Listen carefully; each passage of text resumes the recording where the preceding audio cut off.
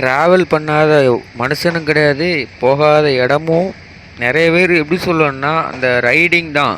இந்த பைக்கில் அந்த மாதிரி ஒரு சில விஷயங்கள் நிறைய பேர் போயிருக்கிறாங்க. ஆனால் இந்த சுற்றி இருக்கிற இடத்துல வந்து போகும்போதுல அந்த எல்லா இடத்தையும் நம்ம பார்த்துட்டு போகிறோம் பார்த்தீங்களா, அதுதான் மேட்ரு. ஆனால் இப்போ நம்ம கேரளாக்குள்ளே வந்து எப்படி இருக்குன்னு பார்த்தீங்கன்னா, நம்ம வந்து தமிழ்நாட்டோட கொஞ்சம் வித்தியாசமாக தான் இருக்குது. ஆனால் நம்ம வந்து சுற்றி சுற்றி இருக்கிறது கொஞ்சம் வித்தியாசமாக இருக்குது.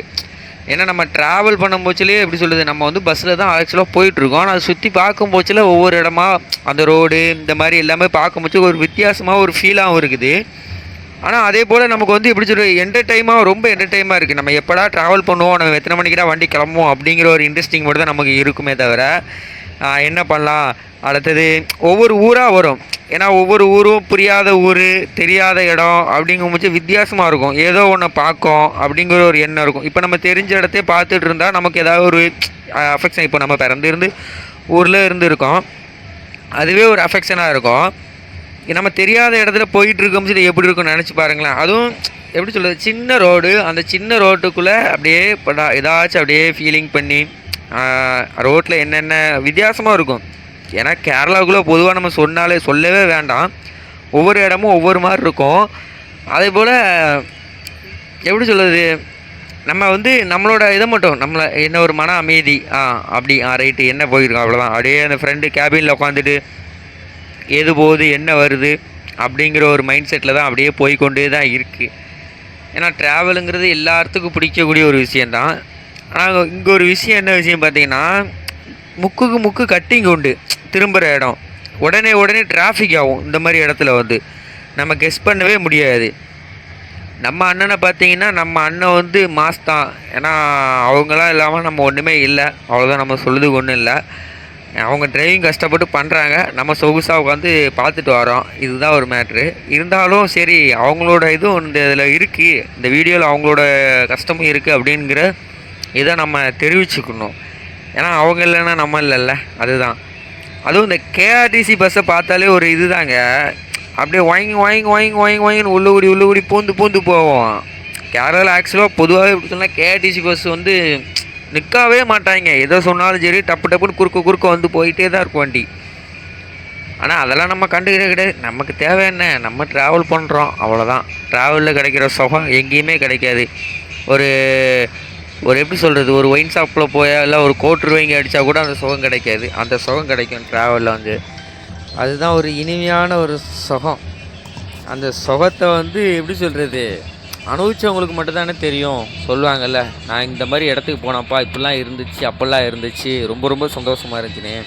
அதுவும் நைட் டைமில் இங்கே வந்து கேரளாக்குள்ளே போகிறது அதோட மாசுங்க.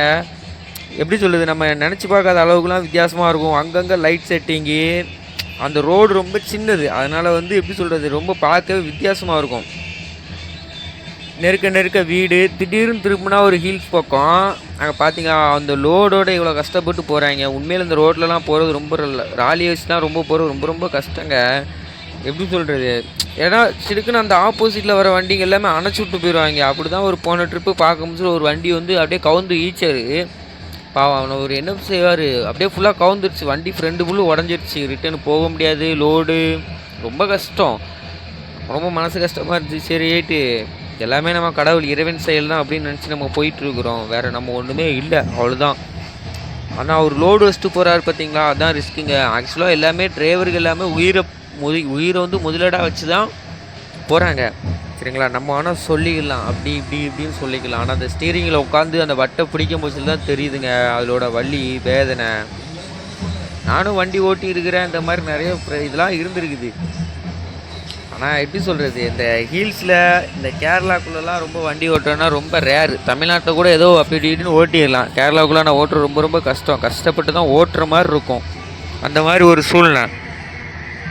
ஆனால் இந்த நைட் டைமில் ஆனால் இங்கே இருக்க ஒரு பஸ் எல்லாமே வித்தியாசமாக ஆல்ட்ரேஷனில் இருக்கும்.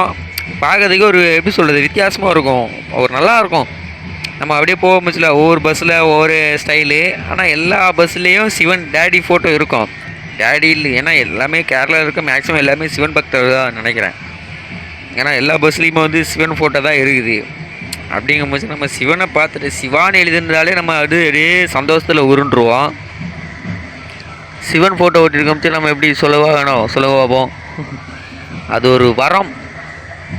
அதே நினச்சிட்டு நம்ம ட்ராவல் பண்ணிட்டு போயிட்டே இருக்கணும். இங்கே இந்த பிரிட்ஜில் வந்து இந்த பிரிட்ஜு வந்து மேலே ஏறி இறங்கும் சூப்பராக இருக்கும். அப்படியே அப்படியே சரிவாக இருக்கும். நம்ம வந்து இதுக்கு முன்னாடி உள்ள பிரிட்ஜில் வந்து எப்படின்னா ஒரு வித்தியாசமாக இருக்கும். எப்படி சொல்கிறது, ஒரு உடனே ஏறி இறங்குற மாதிரி இருக்கும்ல, ஒரு மேடு பள்ளமாக இருக்கணும். இது அப்படி இல்லை, நல்லாயிருக்கும் அந்த பிரிட்ஜி. அந்த ஒரு இடத்துல ஒரு எப்படி சொல்கிறது, கொட்டாரக்கரை அந்த ஊர் பேர். அந்த ஊர் பக்கத்தில் எப்படி சொல்கிறது, அந்த ஒரு பிரிட்ஜு சூப்பராக இருக்கும். அந்த பிரிட்ஜில் மேலே இருக்கிற பைக்கில் ஏறினாலும் சரி, மேலே ஹைட்டில் இருக்கும் அந்த பிரிட்ஜி.